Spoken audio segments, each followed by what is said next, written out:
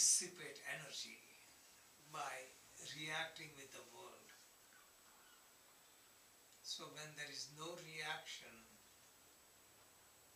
we go to the source, we find peace, we find intuitive wisdom. What is intuitive wisdom? Most of our knowledge comes from information. Most of our judgment is based upon knowledge provided by different people and past experiences. Also, our judgment involves fear, anger, resentment, ambitions, all kind of emotions. So logically, whatever decision we make is influenced by all these emotions, so we cannot make proper decision. If somebody is afraid, will make one kind of decision which will restrain the energy, and one is very ambitious, very outgoing with ambition, will make the decision which is not realistic. Intuition transcends chattering mind. It is the gut feeling. It goes beyond the barriers of time.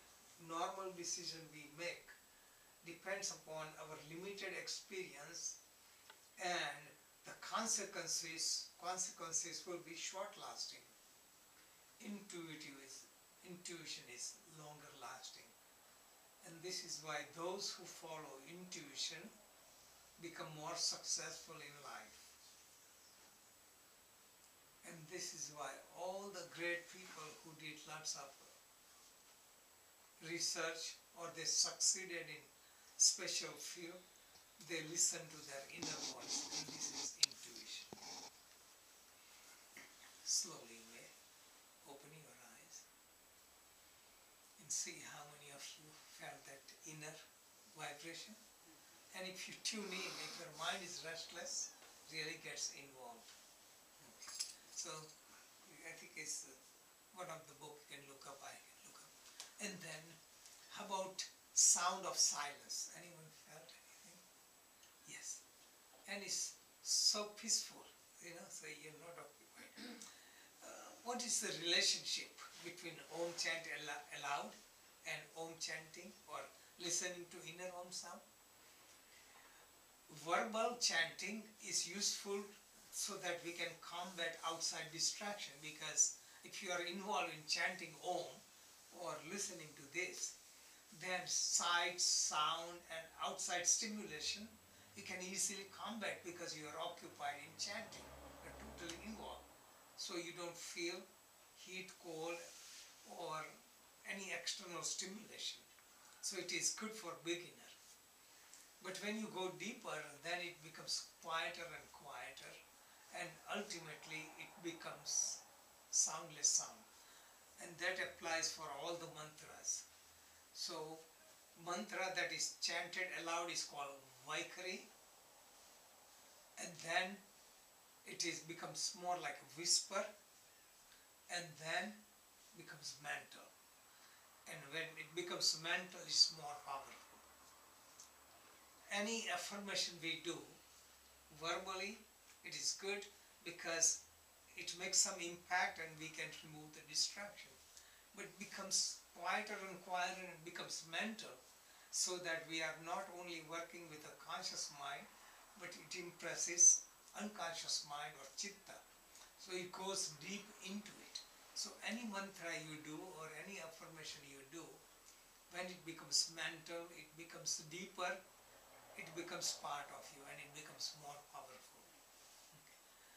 Generally, anything we are exposed to, it comes verbally. Somebody says something, we hear or we see, and it makes some impact.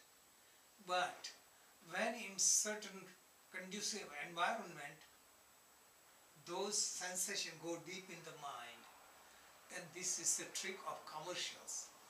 You know, they spend lots of money for commercials because with certain setup, certain scenery, certain background noise, and certain rhymes, it goes into you and you are influenced by it, and that controls you, and you don't know why you are controlled to purchase something or eat something. This is the secret. Instead of taking that stimulus, we should take on mantra which has positive influence so that we can change our life. And that is the sanskara. Sanskara is explained in this book very thoroughly. Sanskara is impression in our deep unconscious mind. We are controlled by our unconscious mind. We cannot control our life through our logic or our intellectual understanding. And this is why we want to transform our life. We have to influence our inner mind. And that you can influence when you are in a meditative mood. Or they say when your mind is functioning at alpha wave frequency, you are very receptive. And this is why when you hear this philosophy in meditative mood, it goes deep into you. And this is why I always recommend affirmations at the end of yoga practice. So you go through entire practice, lie down on the back, and then mentally affirm it.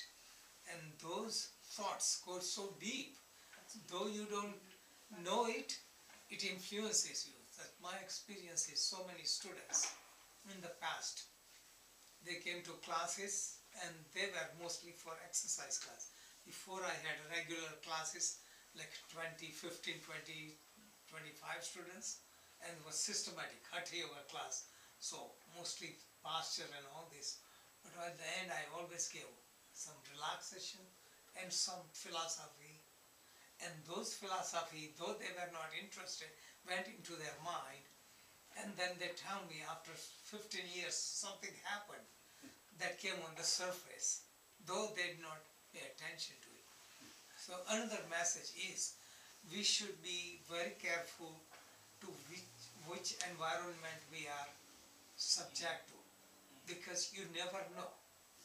You know, just like you stay in the same environment with some person who have certain vibration, some have worry qualities, anger qualities, restlessness quality, whatever is there, you associate with them and it rubs on you. And that's the energy. That is the That's energy, the energy that influences you.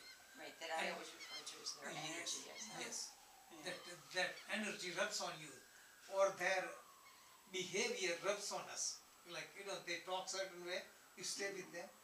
But further, I have explained in this book, influence of food, that food has vibration, and in spiritual practice they give tremendous importance, said not to eat outside. You know, especially you are doing higher spiritual practices, you are very sensitive, you are very spiritual, you want to protect yourself. You eat outside, somebody who cooks, chef who cooks, you pick up their vibrations. For most people, it doesn't matter because most people are not practicing anything. It doesn't matter. But when you are practicing spiritual discipline,